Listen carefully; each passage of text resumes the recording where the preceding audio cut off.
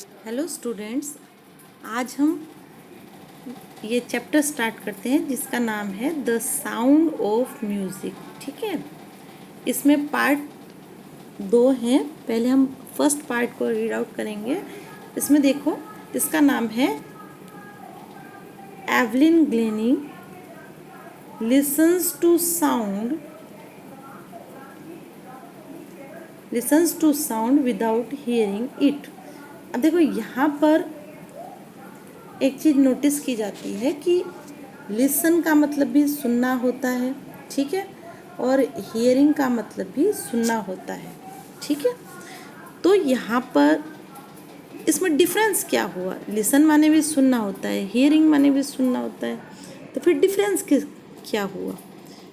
इनमें थोड़ा सा डिफरेंस होता है। डिफरेंस ये होता है कि जब हमें कुछ सुनने के लिए, कोई बात सुनने के लिए थोड़ा सा भी प्रयास नहीं करना पड़ता और वो आवाज़ अचानक हमारे कानों में आ जाती है, तो उसके लिए हम वर्ड का यूज़ करते हैं हियर।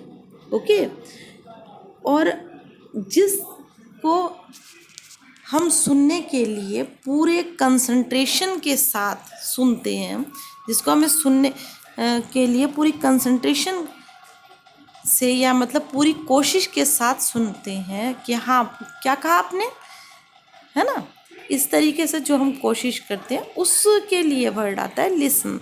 ठीक है, जैसे अचानक से अगर आपने पटाखों की आवाज़ सुनी तो आप उसके लिए कहोगे I have heard the noise of crackers. Okay, और जैसे अगर मैं आपको कहूँ लिसन टू मी, यानी कि मेरी बात को आप पूरी कंसंट्रेशन के साथ सुनो। ठीक है, आई होप आपको दोनों में डिफरेंस समझ में आया होगा। तो इस लेसन का नाम यही है, Evelyn Glennie listens to sound without hearing it. यानी कि जो एवलिन ग्लेनी नाम की बच्ची है, लड़की है, वो पूरे ध्यान से साउंड को सुनती है, मतलब पूरी कंसंट्रेशन के साथ साउंड को ऑब्जर्व करती है विदाउट हियरिंग इट, यानी कि बिना सुने, मतलब कानों से बिना कानों के सुने वो आवाज़ को पूरी कंसंट्रेशन के साथ ऑब्जर्व कर लेती है। ओके, तो देखते हैं। सबसे पहले है बिफोर यू रीड, यानी कि लेसन पढ़ने से पहले। God may have taken her hearing, but he has given her back something extraordinary। कि भगवान ने उससे सुनने की शक्ति तो ले ली, लेकिन उसको कुछ एक्स्ट्रा ऑर्डिनरी, यानी कि असाधारण चीज, असाधारण शक्ति प्रदान कर दी। एक्स्ट्रा ऑर्डिनरी माने होता है असाधारण, कि भगवान ने उससे सुनने की शक्ति तो छीन ली, लेकिन उसको कुछ असाधारण प्रदान कर दिया। वॉट वी हियर, जो हम सुनते हैं, शी फील्स, हम तो सुनते हैं लेकिन वो महसूस करती है, far more deeply than any of us, और वो बहुत अधिक गहराई से वो चीज़ महसूस करती है कि हम लोग भी उतना गहराई से नहीं महसूस कर पाते होंगे। मतलब हम सुन लेते हैं, ठीक है, लेकिन वो जिस चीज़ को हम सुनते हैं उस चीज़ को बहुत अधिक गहराई से महसूस करती है। That is why she express music so beautifully. यही कारण है कि वो म्यूज़िक को इतना खूबसूरती के साथ, इतना सुंदरता के साथ अभिव्यक्त करती है। एक्सप्रेस माने होता है अभिव्यक्त। Okay, read the following account of a person. ये अकाउंट बने है यहाँ पे वर्णन। ये जो वर्णन है ये एक पर्सन के बारे में है, who fort against a physical disability. जो लड़ी, किसके विरुद्ध लड़ी? अगेंस्ट यानी विरुद्ध लड़ी, फिजिकल यानी शारीरिक, डिसएबिलिटी यानी अक्षमता, जो कि शारीरिक अक्षमता के विरुद्ध लड़ी, और made her life a successful story, और अपने जीवन को जिसने एक सफल कहानी बना दिया। ओके, इट मीन्स देखो, ये एक कहानी है जो एक बच्ची डीफ थी, उसकी कहानी है कि उसने डीफ होते हुए भी अपनी जो लाइफ है, अपनी लाइफ की स्टोरी को एक सक्सेस की स्टोरी बना दिया। ओके। व्यक्ति के पास बहुत से हर स्टूडेंट के पास, मतलब हर बच्चे के पास साधनों की कमी भी होती है और कुछ साधन अवेलेबल भी होते हैं। तो एक ये रोना रोने के बजाय कि हमारे पास ये भी साधन नहीं है, ये भी साधन नहीं है, हम ये कैसे करें, है ना, इसकी बजाय हमें इंस्पिरेशन लेनी चाहिए एवलिन ग्लेनी जैसे बच्चों से। देखो उसके पास तो फिजिकल डिसेबिलिटी थी, है ना, उसके पास तो सुनने की ही शक्ति नहीं थी। आप सोचो उसने लाइफ में कितने चैलेंजेस फेस किए होंगे, बहुत सारे चैलेंजेस फेस किए होंगे, क्योंकि वो तो सुन ही नहीं पाती थी। तो उसके बावजूद भी जब वो डीफ होने के बावजूद सक्सेसफुल हो सकती है अपनी लाइफ में, तो फिर आप सब तो नॉर्मल स्टूडेंट हो, आप सब तो सुन सकते हो, है ना, आपके अंदर तो कोई फिजिकल डिसेबिलिटी ही नहीं है। तो ऐसी सिचुएशन में हमें इस टाइप की स्टोरीज से इंस्पिरेशन लेनी चाहिए। ओके, चलो let's read the story. Rush hour crowds jostle for position. Rush hour कौन किसको कहा जाता है? जो व्यस्तता के घंटे होते हैं, जैसे morning time and evening time, ये क्या होते हैं? ये बहुत ज़्यादा इसमें भीड़ भाड़ वाला समय होता है। क्यों? क्योंकि मॉर्निंग में सब स्कूल के लिए, कॉलेजेस के लिए, कोचिंग्स के लिए निकलते हैं और ऑफिस के लिए, है ना, सब जाते हैं। तो रश आवर्स होते हैं, ऐसे ही शाम को सब वापस लौटते हैं अपने अपने घरों में। तो ये आवर्स जो होते हैं रश आवर्स कहा जाता है इनको, व्यस्त घंटे यानी भीड़ भाड़ वाले घंटे। क्राउड्स यानी भीड़ भीड़, ये जो व्यस्तता वाले घंटे हैं इनमें भीड़ जोसल माने धक्का मुक्की कर रही थी। और किस लिए धक्का मुक्की कर रही थी? For position on the underground train platform. सभी जो क्राउड थी, जो भीड़ थी, वो धक्का मुक्की कर रही थी। और क्यों धक्का मुक्की कर रही थी? अंडरग्राउंड ट्रेन प्लेटफार्म पे, जो भूमिगत ट्रेन का प्लेटफार्म होता है, उसमें अपनी पोजीशन, है ना, अपना स्थान बनाने की कोशिश करने के लिए धक्का मुक्की कर रही थी। अ स्लाइट गर्ल, एक पतली लड़की, लुकिंग यंगर देन हर 17 ईयर्स, अपने 17वें साल की उम्र से भी कम दिखती थी। वॉज नर्वस, वो बेचैन थी, नर्वस थी, एंड एक्साइटेड, और उत्तेजित भी थी। क्यों थी? As she felt the vibration of the approaching train, जैसे ही उसने ट्रेन के पहुंचने का वाइब्रेशन को महसूस किया, वो लड़की नर्वस और एक्साइटेड हो गई।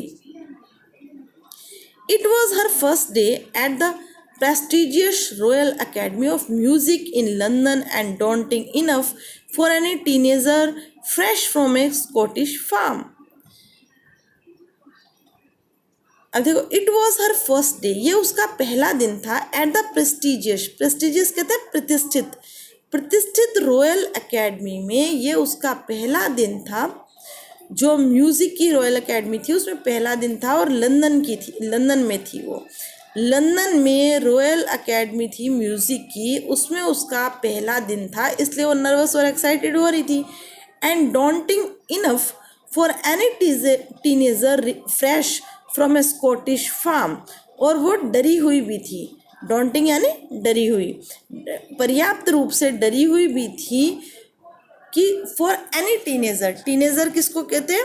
कि 13 to 19 की जो एज होती है उसको टीनेज कहा जाता है।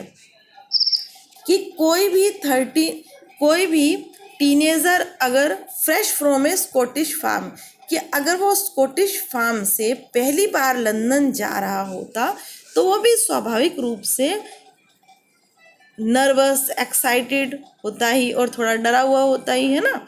आप किसी नई जगह जाते हो पहली बार, तो थोड़ा सा डर, नर्वस, एक्साइटमेंट तो होता ही है। But this aspiring musician, aspiring कहते हैं आकांक्षी को, लेकिन ये जो आकांक्षी म्यूजिशियन थी faced a bigger challenge than most, इसको बड़ी चुनौतियों को सामना करना पड़ रहा था। और वो चुनौती क्या थी? शी वॉज प्रोफाउंडली डीफ, कि वो पूरी तरह से डीफ थी, बहरी थी, है ना, गंभीर रूप से वो बहरी थी। Evelyn Glennie loss of hearing had been gradual, और एवलिन ग्लेनी जो थी loss of hearing had been gradual, उसके जो सुनने की क्षमता थी वो धीरे धीरे, ग्रेजुअल माने धीरे धीरे, उसकी सुनने की क्षमता धीरे धीरे खो गई थी। Her mother remembers noticing something was wrong when the 8 years old Evelyn was waiting to play the piano. उसकी जो माताजी थी, उसकी माताजी याद करती हैं, रिमेंबर्स माने याद करना, उसकी माताजी याद करती है नोटिसिंग समथिंग, कि कुछ हुआ था, कुछ गलत हुआ था।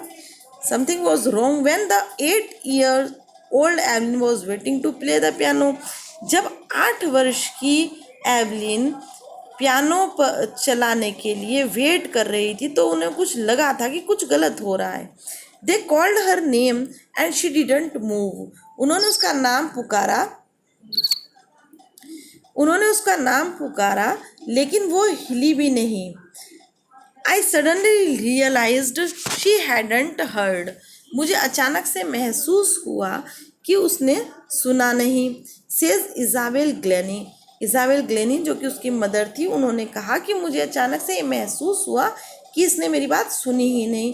For quite a while Evelyn manage to conceal her growing deafness from friends and teachers,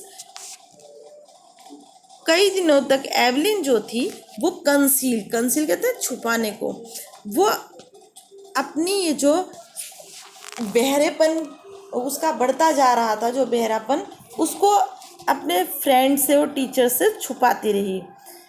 but the time when she was 11, लेकिन जब वो 11 वर्ष की हुई तो उसके जो नंबर थे, मार्क्स थे, हैड डिटीरियोरेटेड, यानी कि वो come I and her mistress urged her parents, और जो उसकी हेड मिस्ट्रेस थी, है ना, जो उसकी हेड मिस्ट्रेस थी, उन्होंने विनती की उसके पेरेंट्स से to take her to a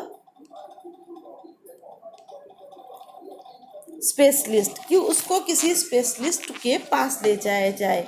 it was then discovered, और जब उसको फिर उसके टीचर्स ने ये कहा कि इसको किसी आप स्पेशलिस्ट को दिखाओ, तो उसको ले गए, तब क्या हुआ? इट वॉज देन डिस्कवर्ड, तब ये पाया गया that her hearing was severely impaired as a result of gradual nerve damage, कि उसकी जो सुनने की क्षमता थी वो कठोर रूप से कमज़ोर हो गई, मतलब गंभीर रूप से कमज़ोर हो गई। और ये किसका रिजल्ट था? ग्रेजुअल नर्व डैमेज का। धीरे धीरे जो नर्व डैमेज हो गई थी, उसका नर्व जो उसकी खराब हो गई थी, उसका ये परिणाम था कि उसके सुनने की क्षमता चली गई थी। They were advised that she should be fitted with hearing aids, उसको ये एडवाइस दी गई थी, सलाह दी गई थी कि उसको हियरिंग एड्स पहनने चाहिए, जिनसे क्या होता है, अगर कोई धीरे से भी बोलता है तो ज़्यादा ज़ोर से सुना जाता है। तो एक मशीन होती है ना कानों में लगाने वाली, उसके लिए hearing aids, and send to a school for the deaf, और उसे बहरों के स्कूल भेजा जाए। With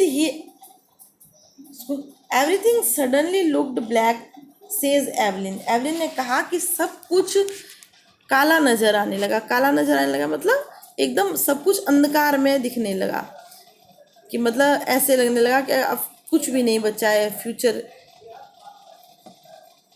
but Evelyn was not going to give up, लेकिन एवलिन ने गिव अप नहीं किया। गिव अप माने त्यागा नहीं, मुंह नहीं मोड़ा अपने। एम से। She was determined to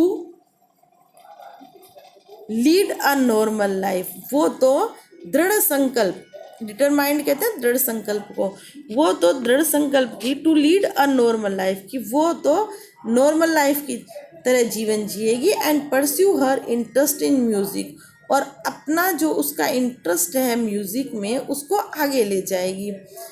One day she noticed a girl playing a xylophone and decided that she wanted to play it too.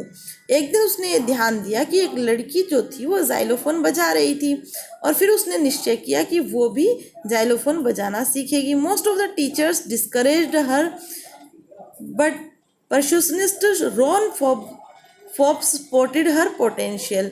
उसके जो मोस्ट ऑफ टीचर्स थे, ज़्यादातर जो टीचर्स थे, उन सब ने उसको निरुत्साहित किया।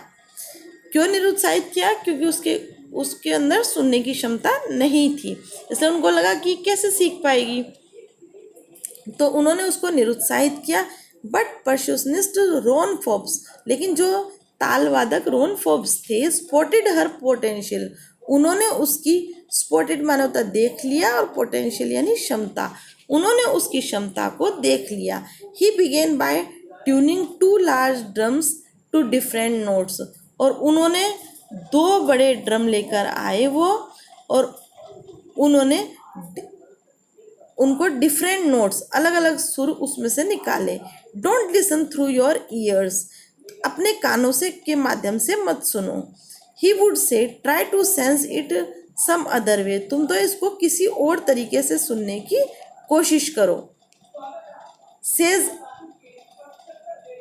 ही वुड से, फिर उन्होंने कहा try to sense it other way, कि तुम इसे अलग तरीके से सुनने की कोशिश करो। सेज एवलिन, फिर एवलिन ने कहा सडनली आई रियलाइज, कि मैंने महसूस किया अचानक से, I could feel the higher drum from the waist up, कि जो ऊंचा वाला ड्रम है, बड़े वाला जो ड्रम है, वो उसका जो है उसको तो मैं कमर के ऊपर के हिस्से में महसूस कर रही हूँ। And the lower one from the waist down, और जो नीचे वाला है, नीचे वाला जो ड्रम है थोड़ा लोअर टाइप का, वो मैं कमर के नीचे के हिस्से में उसका वाइब्रेशन महसूस कर रही हूँ। फोर्ब्स रिपीटेड, अब फोर्ब्स ने रिपीट करते हुए, फोर्ब्स रिपीटेड द एक्सरसाइज, उन्होंने इस एक्सरसाइज को बार बार रिपीट किया। And soon Evelyn discovered that she could sense certain notes in different parts of her body, और जल्दी ही एवलिन ने ये खोज निकाला कि वो समझ सकती है सर्टेन नोट्स, कुछ निश्चित सुरों को, in different part of her body, अपने बॉडी के अलग अलग पार्ट्स के द्वारा कुछ निश्चित सुरों को महसूस कर सकती है। I had learn to open my mind, और मुझे अपना दिमाग खोलना पड़ा, मतलब बहुत अलर्ट होना पड़ा। And body to sound and vibration, और अपनी बॉडी को भी अलर्ट करना पड़ा साउंड्स के प्रति और वाइब्रेशन के प्रति। The rest was share determination and hard work, अब जो बचा था वो क्या था? बची हुई चीज़ थी शेयर डिटर्मिनेशन। अब तो एक पक्का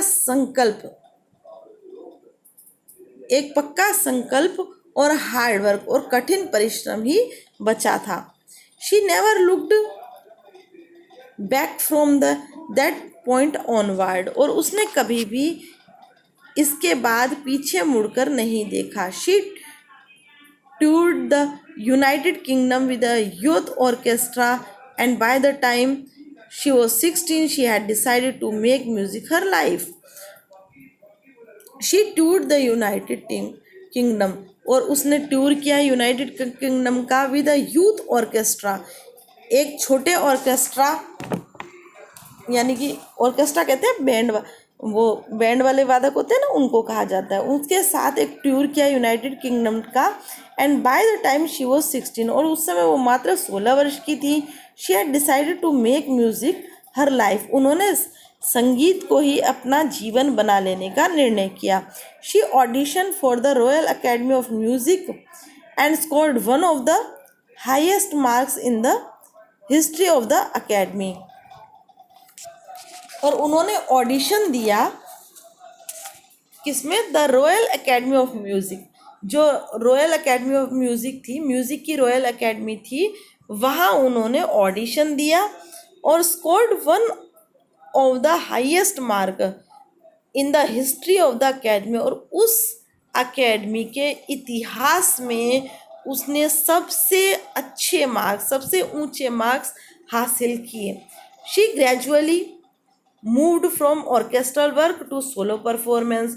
और फिर वो धीरे धीरे ऑर्केस्ट्रल वर्क से सोलो परफॉर्मेंस की तरफ मुड़ गई। यानी कि बैंड, देखो ये जो ऑर्केस्ट्रा वाला वर्क होता है ये होता है टीम में, है ना, लेकिन जो सोलो परफॉर्मेंस होती है, सोलो यानी एकल परफॉर्मेंस, एक जने की परफॉर्मेंस, वो ऑर्केस्ट्रल वर्क से एकल परफॉर्मेंस की तरफ मुड़ गई। At the end of her 3 years course, और 3 सालों के कोर्स में she had captured most of the top award. उन्होंने काफ़ी सारे टॉप अवार्ड्स, ऊंचे अवार्ड्स हासिल कर लिए। एंड फॉर ऑल दिस, और इन सब के लिए Evelyn would not accept any hint of heroic achievement. और इन सब के लिए उन्होंने कभी भी, एक्सेप्ट कहते हैं स्वीकार करने को, और any hint of heroic achievement यानी हीरोइक यानी साहसिक उपलब्धि, इन सब के लिए उन्होंने ये नहीं कहा कि हाँ ये बहुत बड़ी मेरे लिए साहसिक उपलब्धि है, ऐसा नहीं कहा उन्होंने इसकी बजाय क्या कहा, इफ़ यू वर्क हार्ड, कि अगर तुम मेहनत करोगे, and know where you are going, और अगर तुम जानते हो कि तुम जा कहाँ रहे हो, यू विल गेट देयर, तो तुम वहाँ पहुँच जाओगे। इट मीन्स उनका ये कहना था, एवलिन ग्लेनी का, कि आपको ये पता होना चाहिए कि आपका गोल है क्या, आपका एम है क्या। अगर आपको ये पता हो कि आपको जाना कहाँ है, कौन से जगह पर आपको जाना है, तो तभी अगर आप उस दिशा में रास्ता तय करोगे, तभी तो आप वहाँ उस सर्टेन प्लेस पर पहुँच पाओगे ना। इसी तरह ऐसे ही अगर आप लाइफ में अपना गोल निश्चित करते हो और उसी दिशा में अगर आप हार्ड वर्क करते हो, तो यू विल गेट देयर, तो तुम वहाँ पर पहुँच जाओगे। And she got right to the top, और वो उच्च शिखर पर पहुंच गई। The world's most sought after multi percussionist with a mastery of some 1000 instruments. और वो संसार की मोस्ट साउथ, एक बहुत बड़ी सौगात के रूप में, आफ्टर मल्टी परक्शनिस्ट, जो कि बहुत प्रकार के ताल वादकों को जानने थी, with a mastery of some 1000 instrument, और उन्होंने कई हजार इंस्ट्रूमेंट में मास्टरी हासिल कर ली थी। एंड हैक्टिक इंटरनेशनल शेड्यूल, और उनका हैक्टिक कहते हैं अति व्यस्त, और उनका अति व्यस्त अंतर्राष्ट्रीय शेड्यूल हो गया था। देखो कितनी बड़ी बात है ना। It is intriguing to watch Evelyn function so effortlessly without hearing, और ये बहुत ही आकर्षक होता था, इंट्रिग्यूइंग यानी आकर्षक होता था, तो टू वॉच एवलिन फंक्शन, कि एवलिन के फंक्शन को देखना, सो एफर्टलेसली, बिना प्रयास के, विदाउट हियरिंग, मतलब ये एवलिन के फंक्शन को देखना बहुत ज़्यादा आकर्षक होता था। क्यों आकर्षक होता था? क्योंकि वो बिना प्रयास के, किस चीज़ का प्रयास, बिना सुनने के प्रयास किए बहुत अच्छी परफॉर्मेंस दे देती थी। ये बहुत ही आकर्षक लगता था। इन आवर 2 hours डिस्कशन, हमारे 2 घंटे के डिस्कशन में, she never missed a word, उसने एक भी वर्ड मिस नहीं किया। देखो जिनके पास सुनने की शक्ति होती है, अगर उनसे भी 2 घंटों का डिस्कशन किया जाए तो बहुत सी बातें मिस कर देते हैं, है ना। लेकिन ये बहुत बड़ी बात है कि वो सुनने की क्षमता न होते हुए भी 2 घंटों के डिस्कशन के बाद वो एक वर्ड भी मिस नहीं करती। और उसने फिर क्या कहा, man with bushy beard give me trouble, कि जिनकी घनी दाढ़ी होती है वो मुझे परेशान करते हैं। ऐसा कहकर वो हंसी।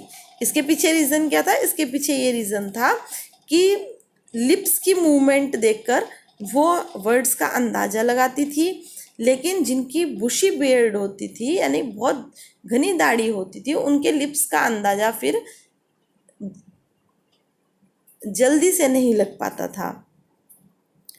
फिर उन्होंने कहा not just watching the lips, ये सिर्फ होठों की तरफ देखना ही नहीं है, इट्स द होल फेस, ये तो पूरे फेस की तरफ देखा जाता है, स्पेशली द आइज, विशेष रूप से आंखों की तरफ। शी स्पीक्स फ्लॉलेसली, वो पूरे प्रवाह से बोलती रही, फ्लॉलेसली यानी बिना रुके बोलती रही, विद अ स्कॉटिश लिल्ट। देखो लिल्ट होता है अ वे ऑफ स्पीकिंग, ओके, तो स्कॉटिश वे में वो बोलती रही। माई स्पीच इज़ क्लियर, मेरी जो स्पीच है वो क्लियर है यानी वो साफ है। उसका कारण क्या है? Because I couldn't hear till I was 11, क्योंकि मैंने तब तक नहीं सुना जब तक मैं 11 वर्ष की नहीं हुई थी। 11 वर्ष की उम्र में मैंने सुना। She says but that doesn't explain how she manage to learn French and master basic Japanese. लेकिन उन्होंने ये एक्सप्लेन नहीं किया, एक्सप्लेन यानी स्पष्ट नहीं किया, हाउ शी मैनेज, कि वो कैसे मैनेज किया, उन्होंने फ्रेंच कैसे सीखी और वो बेसिक जापानी लैंग्वेज में कैसे मास्टरी उन्होंने हासिल की, ये उन्होंने एक्सप्लेन नहीं किया। As for music she explains, और म्यूजिक के लिए उन्होंने स्पष्ट किया, it pours in through every part of my body, कि ये जो म्यूजिक है ये ऐसा लगता है जैसे मेरे शरीर के हर हिस्से में उड़ेला जा रहा है। It tingles in the skin, ये शरीर में गुदगुदी करता है। My cheek bones and even in my hair, मेरी गालों की मेरे जो चिक बोन्स होते हैं उन पे, एंड इवन माई हेयर्स, और यहाँ तक कि मेरे बालों में भी ये सिहरन पैदा कर देता है। When she plays the xylophone, जब वो जाइलोफोन चलाती थी, she can sense the sound passing up the stick, तब वो समझती थी वो उस साउंड को कैसे, जो कि स्टिक के थ्रू पासिंग अप होती थी, स्टिक के थ्रू वाइब्रेशन में आती थी इनटू हर finger tips.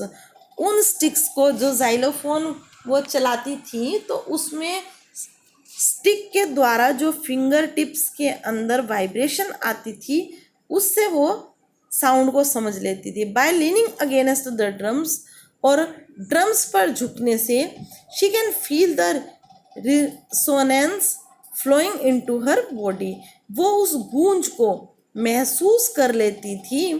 Flowing into her body, जो वो बॉडी के अंदर महसूस कर लेती थी उस गूंज को, जो ड्रम्स की गूंज होती थी उसको वो बॉडी के अंदर महसूस कर लेती थी। On a wooden platform she removes her shoes, और लकड़ी का जो प्लेटफॉर्म होता था उस पर वो अपने शूज खोल देती थी, so that the vibration pass through her bare feet and up her legs, कि ताकि वो जो लकड़ी का ना वुडन प्लेटफॉर्म पर अपने शूज़ खोल देती थी, इसलिए खोल देती थी ताकि जो वाइब्रेशन है वो उनके नंगे पैरों के द्वारा टांगों के अंदर तक चला जाए और उस वाइब्रेशन से वो उस साउंड को ऑब्जर्व कर लें। Okay,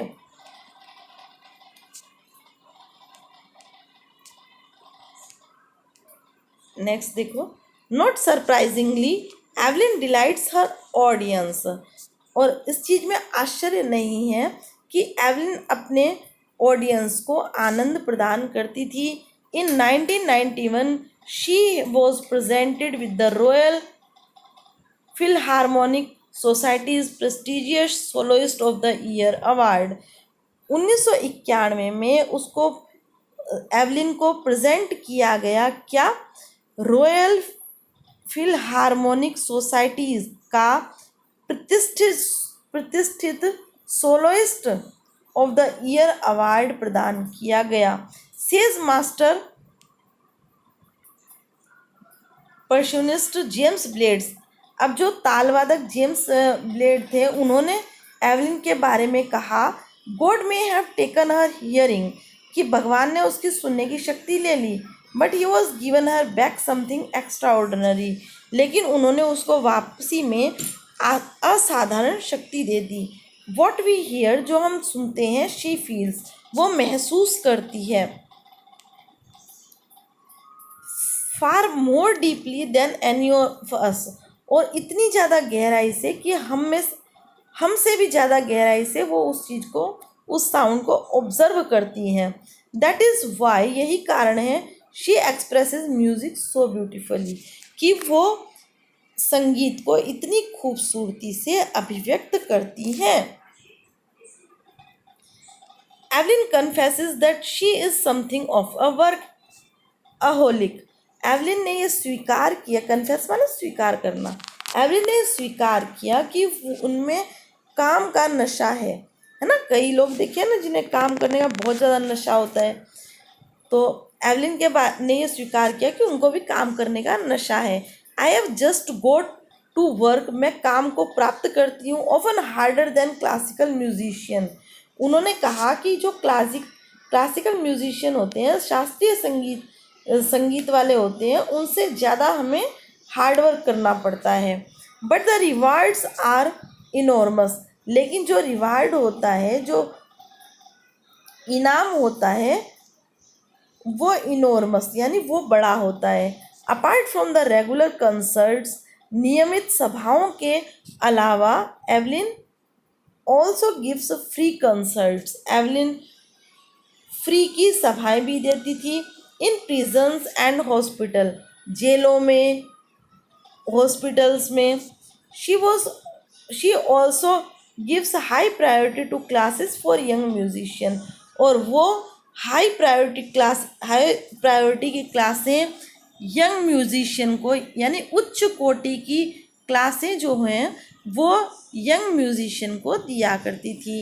and रिचलिन of the Beethoven fund for deaf children, जो एन रिचलिन थे बीथोवन फंड के, उन्होंने बहरे बच्चों के लिए कहा था, एवलिन के लिए, जो एवलिन उनके लिए परफॉर्मेंस करती थी, उनके लिए कहा था, she is a shining inspiration, कि ये एक चमकती हुई प्रेरणा है, मतलब उभरती हुई प्रेरणा है, फॉर डीफ चिल्ड्रन, जो बहरे बच्चे हैं उनके लिए एक उभरती हुई प्रेरणा है।